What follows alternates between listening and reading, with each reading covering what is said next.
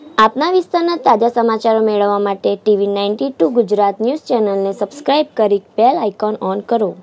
રાજકોટ વિસ્તારની વાત કરવામાં આવે તો રાજકોટ વિસ્તારના પાનના ધંધાના પાર્ટનરે પોતાના પાર્ટનરને જ મોતને ઘાટ ઉતારી દીધો। જો આ રિપોર્ટમાં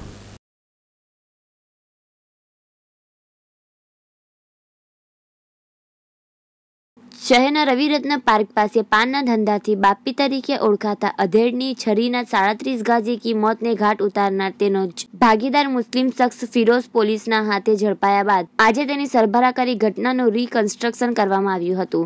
હત્યા પાછળ ઉઘરાણી કારણભૂત હોવાનું પોલીસ જણાવી રહી છે, પરંતુ સત્ય હકીકત હજુ સુધી સામે આવી નથી અને બાપીના મિત્રો તેમજ પોલીસને પણ હત્યા પાછળ ઉઘરાણી કારણભૂત હોવાની વાત ગળે ઉતરતી નથી। ગોકુલ મથુરા એપાર્ટમેન્ટ પાસે 150 ફૂટ રિંગ રોડ પર રહેતા અને અમીન માર્ગ પર વિનસ પાન નામે દુકાન ચલાવતા હરેશ માધવજી મકવાણા ઉંમર વર્ષ 53 ઉર્ફે બાપીની તેના જ ભાગીદાર ફિરોઝ દીકર મોતલિયાએ છરીના 37 ઘા ઝીકી હત્યા કર્યાની ઘટનામાં પ્રાથમિક કારણ બાપી અને ફિરોઝને ભાગીદારમાં ચાલતા સ્પાની ઉઘરાણી હોવાનું બહાર આવ્યું છે। યુનિવર્સિટી પોલીસે ફિરોઝ મેતલિયાના 1 દિવસના રિમાન્ડ મેળવી વધુ પૂછપરછ શરૂ કરી છે। હત્યા પાછળનું કારણ હજુ સુધી પોલીસે તેમની બાપીના મિત્રોને ગળે ઉતરતું નથી। ચર્ચાથી વિગતો મુજબ બાપી અને ફિરોઝને અગાઉ પણ ઝઘડો થયો હતો।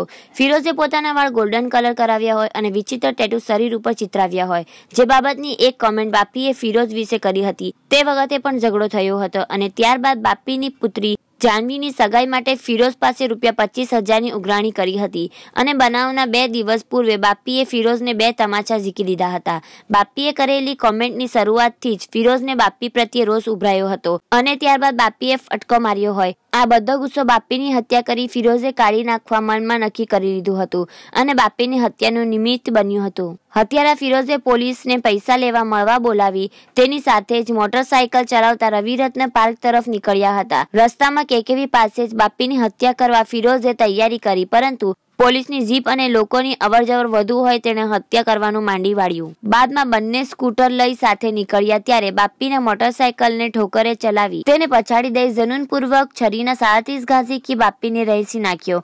આ બનાવમાં મૃતકના ભાઈ પિયુષ દિનેશ મકવાણા ઉંમર વર્ષ 36ની ફરિયાદના આધારે પોલીસે ફિરોઝ દીકર મોતલિયાની ધરપકડ કરી હતી। ક્રૂર હત્યા કરવામાં આવેલી હતી ફિરોઝ નામના વ્યક્તિએ। તે આજે એને રિમાન્ડ દરમિયાન એને આખી જગ્યા પર લઈ જઈ અને એનું આખું રિકન્સ્ટ્રક્શન પંચનામું કરવામાં આવેલું છે। કઈ જગ્યાએ લોકો ઊભા હતા, કઈ જગ્યાએ એને પ્લાન કર્યો, એ આખું આજે જે બનાવનું છે એ બનાવનું રિકન્સ્ટ્રક્શન પંચનામું કરવામાં અત્યારે આવે છે, એટલે જે આપણને એ જગ્યા પોતે બતાવવા માટે જગ્યા પર લાવેલો છે। ગઢવી સાહેબ, કઈ જગ્યાએ લઈ જવામાં આવશે અને જે કહી શકાય કે જે સમગ્ર ઘટના જે બની હતી તેને લઈને રિકન્સ્ટ્રક્શન કરવામાં આવશે? એકચ્યુઅલમાં જે પહેલાં એ લોકો શરૂઆતમાં નકલંગ ટી સ્ટોલ છે જે સ્વામિનારાયણ મંદિરની સામે, ત્યાં પહેલાં ભેગા થયેલા, ત્યાંથી પછી એ ઇન્દિરા સર્કલ થઈ, કોટેચા ચોક થઈ અને જે આ બનાવની જગ્યા છે ત્યાં બનાવની જગ્યા પર લઈ જવામાં આવશે। ચોક્કસપણે આવા તત્વોને તો ડામવા જોઈએ અને એમાં પોલીસ હંમેશા, રાજકોટ શહેર પોલીસ હંમેશા સજજ છે અને એનું વિગતવારનું એનું પંચનામું કરી અને એને કાયદાનું ભાન કરવામાં આવશે।